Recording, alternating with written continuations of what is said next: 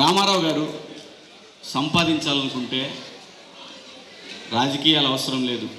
Cinema పరిశ్రమలోనే ఇంకొక 50-60 సినిమాలు చేసేవాడు ఆయన. అప్పటికే ఆయన కోట్లు తీసుకునేటటువంటి హీరో. మరి 80లో కోట్లు అంటే ఇవాళ ఎన్ని? ఇవాళ 100 కోట్లు 1000 కోట్లు అయ్యేది. కాబట్టి అన్నగారు ఎప్పుడు కూడా డబ్బుల కోసం రాలా, తన కుటుంబాన్ని రాజకీయాల్లోకి రానివ్వాల. అన్నగారు ఎప్పుడు కూడా తన కొడుకుల్ని ఎవ్వరినీ కూడా రాజకీయాల్లోకి వచ్చి, నాన్న మన కుటుంబం రాజకీయంలో ఉంది, అమ్మ నువ్వు చెల్లెలు బాబాయిలు పిన్నులు మొత్తం రండి, సహజ వనరులు ప్రకృతి వనరులన్నీ దోచుకోండి అని అన్నగారు ఏ రోజు చెప్పలేదండి ఎవరికి పిల్లలు. ఆయన్ని చూడాలని అసెంబ్లీ సెక్రటేరియట్ దగ్గరికి రావడానికి కూడా ఒక 2-3 నెలలు నిజంగా ఏదన్నా పనుండి, ప్రజలకు సంబంధించిన పనుండి, పిల్లల్లో ఎవరైనా ఒకళ్ళు కావాలి అని అనుకుంటే వాళ్ళ ఉద్యోగులందరితో మాట్లాడిన తర్వాత ఆయన ఓకే అంటే అప్పుడు సెక్రటేరియట్కి రానిచ్చేవారు. అది కూడా ఒక్కసారి జరిగిందంట ఆ కుటుంబంలో.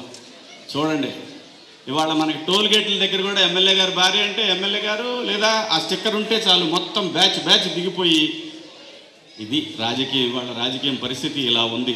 దయచేసి ప్రజలకు ఎందుకు చెప్తున్నా అంటే, ఈ దరిద్రాన్ని తెచ్చుకుంది కూడా ప్రజలే. వాడు వస్తాడు, 1000 రూపాయలు అంటాం, 2000 అంటాం, ఆ బజార్లో ఇచ్చారు, ఈ బజార్ వాళ్ళకి ఈరా అంటాం.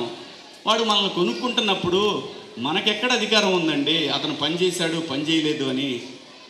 ఇదంతా రామారావు గారి టైంలో లేదండి. ఎందుకు గుర్తు చేస్తున్నానంటే, రామారావు గారి టైంలో ఎప్పుడైతే ఇలాంటివన్నీ లేకుండా ఎన్నెన్నో పథకాలు వచ్చినాయి, అలాగే విద్య వైద్యం అలాగే రోడ్లు ఇలాంటివన్నీ కూడా మనకి రావాల్సినటువంటి ఏవైతే ఏమంటారు ఇన్ఫ్రాస్ట్రక్చర్, ఈ ఇన్ఫ్రాస్ట్రక్చర్ అంతా కూడా రాజకీయ నాయకులు జేబుల్లోకి పోకుండా ఉండాలంటే నిజమైన నాయకుల్ని ఎన్నుకోండి, నిజంగా ప్రజల కోసం పనిచేసే నాయకుల్ని ఎన్నుకోండి, ప్రజలను దోచే నాయకుల్ని కాదు.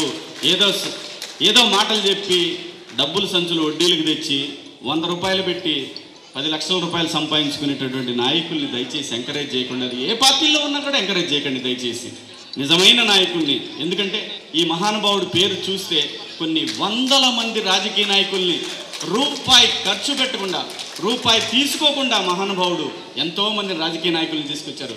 ముస్లిం సోదరుల్లో కూడా నిజంగా ముస్లిం సోదరులు ఎంతమంది ఉండేవాళ్ళు రాజకీయాల్లో, అది కూడా ఈ మహానుభావుడు క్రెడిటే.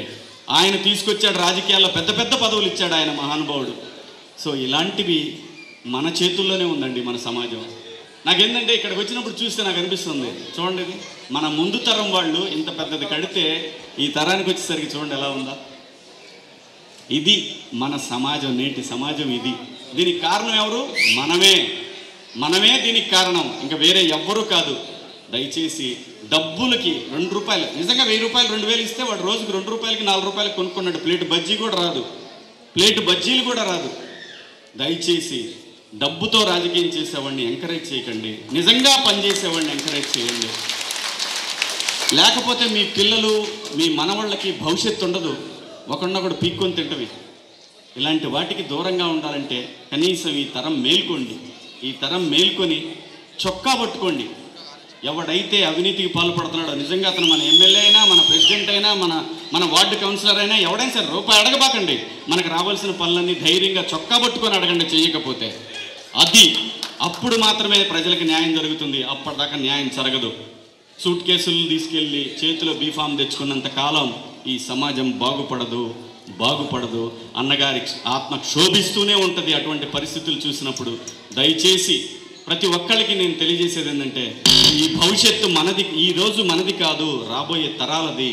రాబోయే తరాల హక్కుల్ని మనం దోచుకోవటం అంటే మీ బిడ్డలు వాళ్ళ బిడ్డల జీవితాలని మనమే నాశనం చేసి ఏదో ఒక రోజు, ఎందుకంటే మన సౌర కుటుంబంలో ఉన్న గ్రహాలు ఈ గ్రహాల్లాగానే భూమి ఒక్కటి మాత్రమే ప్రాణికోటితో ఉంది. అలాగే ఎప్పటికొకసారి ఇది కూడా అలాగే మారిపోద్ది. ఎందుకంటే మనిషి ధనదాహానికి ఈ భూమి కూడా ఏదో ఒక రోజు అంతరించిపోయే పరిస్థితులు వస్తాయి. కాబట్టి దయచేసి రాబోయే ఎన్నికల్లోనైనా సరే, ఏ ఎలక్షన్లోనైనా సరే ధైర్యంగా మీ ఓటు మీరు వినియోగించుకోండి. దొంగ ఓట్లను ఎంకరేజ్ చేయకండి. దొంగ ఓటు ఎక్కడ ఉందని ప్రశ్నించండి. అబ్బా పోయేది ఏంది, ఇలాగా రేపైన చేస్తాం అడగండి, పట్టుకోండి, చొక్కా పట్టుకోండి. దొంగ ఓట్లు వేసే వాళ్ళు రానివద్దు. రౌడీజం జాంతానై పోతే రేపటికి 2 ఉన్నామా, రేపు నీది. ఎవరికి భయపడాల్సిన పని లేదు. చట్టానికి భయపడండి, చట్టానికి లోబడి పనిచేయండి. అందరికీ చట్టం సమానమే, ఎవడి చుట్టం కాదు ఇది చట్టం అనేది రాజ్యాంగానికి లోబడి చేసినటువంటి చట్టాలన్నీ కూడా ఈ సమాజంలో బ్రతికే ప్రతి పౌరుడికి హక్కు ఉంది. ఆ హక్కును వినియోగించుకోలేనప్పుడు మనకన్నా సన్నాసులు ఈ భూమి మీద ఎవరో ఉండరు. దయచేసి పోరాడండి, పోరాడితే పోయేదే ఉంది. బానిస సంఖ్యలు తప్పని ఓ మహానుభావుడు చెప్పినట్టు దయచేసి రాబోయే ఎన్నికల్లో కానివ్వండి, ఆ తర్వాత వచ్చే ఎన్నికల్లో కానివ్వండి, నిలదీయండి, ధైర్యంగా ఓటేయండి, రూపాయి ఆశించకండి, భవిష్యత్తును ఊహించుకోండి. Thank you. జోహార్ ఎన్టీఆర్, జోహార్ ఎన్టీఆర్. Thank you.